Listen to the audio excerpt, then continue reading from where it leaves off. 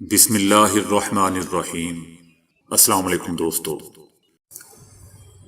اسرائیل کو کئی سرحدوں پر ایک خوفناک جنگ کا سامنا کرنا پڑے گا۔ اسرائیلی فوج نے شمالی محاذ پر اپنی افواج اور گاڑیوں کو متحرک کرنا شروع کر دیا ہے۔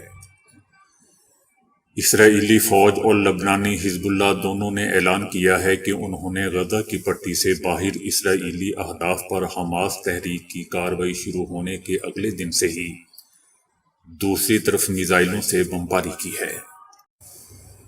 یہ بمباری اب روزانہ جاری رہتی ہے، لیکن وقفے وقفے سے اسرائیل نے لبنان کی سرحد پر فائرنگ کے تبادلے میں اپنے ایک آفیسر اور 2 فوجیوں کی ہلاکت کا اعلان کیا ہے۔ جب اسرائیل یہ اعلان کرتا ہے کہ وہ جنگ میں ہے تو حماس کے الاقصی سیلابی حملے سے نمٹنے میں اسرائیل کو اتنا وقت کیوں لگا؟ اس کا کیا مطلب ہے؟ اس جنگ میں پہلی بار شام کی سرزمین سے بھی میزائل داغے گئے، جس کا اسرائیل نے خود اعلان کیا تھا۔ جنگ کو وسعت دینے اور شمالی محاذ اور دیگر محاذوں کو کھولنے کے بارے میں قیاس آرائیاں کی جا رہی ہیں۔ حماس نے آپریشن کے آغاز کے بعد اپنے پہلے بیان میں ہر اس شخص کو کہا تھا کہ جس کے پاس رائفل ہے وہ باہر نکلے۔ حماس کا کہنا تھا کہ لبنان، شام، عراق اور ایران میں مزاحمت کرنے والے ہمارے بھائیوں، یہ وہ دن ہے جس دن ہم سب متحد ہوں گے۔ ہم مستقبل میں ایسے منظرنامے کے پہلے تجربے کا سامنا کر رہے ہیں۔ اسرائیلی فوج نے شمالی سرحدی علاقوں میں اپنی افواج کو متحرک کیا ہے اور وہاں کے لوگوں سے کہا ہے کہ وہ لبنان سے در اندازی کے خوف سے گھروں میں ہی رہیں۔ جون میں اسرائیلی فوج نے 1 سے زیادہ محاذوں پر جنگ کے لیے پھیلنے کی مشقیں کی تھیں۔ ان مشقوں کے موقع پر اسرائیلی وزیر دفاع نے کہا تھا کہ نئی جنگ کی صورت میں اسرائیل میں ہوم فرنٹ کو ایسے چیلنجز کا سامنا کرنا پڑے گا جو 75 سالوں میں نہیں دیکھے گئے۔ انہوں نے اس سے پہلے اپریل میں بھی ایک پریس کانفرنس میں خبردار کیا تھا کہ اسرائیل ممکنہ طور پر کسی ایک محاذ پر جنگ کا سامنا نہیں کرے گا، بلکہ مستقبل قریب میں ایسے متعدد محاذوں پر بڑھنے کا سامنا کرنا پڑے گا۔ اس کے بعد انہوں نے صحافیوں کو بتایا تھا کہ ہم ایک نئے سیکیورٹی دور کا سامنا کر رہے ہیں، جس میں ایک ہی وقت میں تمام میدانوں میں حقیقی خطرہ لاحق ہو سکتا ہے۔ اسرائیلی فوج نے بھی کہا تھا کہ فورسز کو ایک ساتھ متعدد محاذوں پر لڑنے اور اچانک ہونے والے حملوں سے نمٹنے کے لیے بھی تربیت دی جائے گی۔ یہ خیالی جنگ کا منظرنامہ دوستو لبنان اور شام کے ساتھ شمالی سرحدوں کے ساتھ ساتھ ایران کے کردار پر بھی مرکوز تھا۔ یہ پہلا موقع نہیں ہے کہ اسرائیلی فوج نے ایسی مشقیں کی ہوں۔ اب یہ میدان جنگ کے اتحاد کی جنگ ہے۔ فلسطین، لبنان اور شام میں اسرائیل کا طرز عمل خطے کو ایک بڑی جنگ میں گھسیٹ سکتا ہے، جس میں کسی بھی بڑی جنگ میں تمام سرحدیں شامل ہوں گی اور اس کے علاقے اور میدان لاکھوں جنگجوؤں سے بھرے ہوں گے۔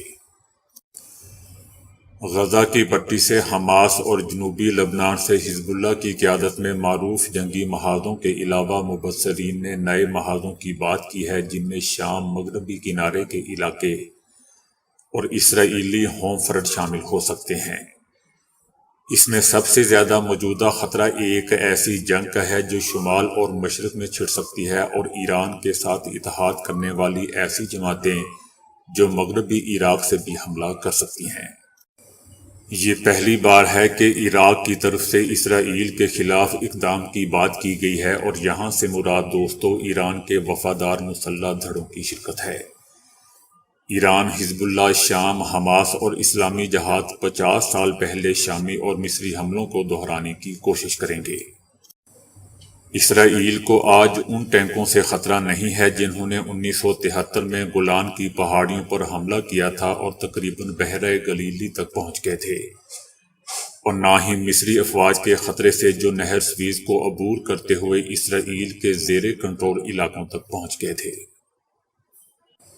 بلکہ خطرہ ایک بڑے ہتھیاروں میں سے جو دنیا کے سب سے بڑے ہتھیاروں میں سے ایک ہے، جس میں حزب اللہ، ایران، حماس، اسلامی جہاد اور شام میں ایرانی نواز ملیشیاؤں کے پاس موجود لاکھوں راکٹوں اور میزائلوں پر مشتمل ہے، ان سب کا ایک ہی ہدف ہے اور وہ ہے اسرائیل۔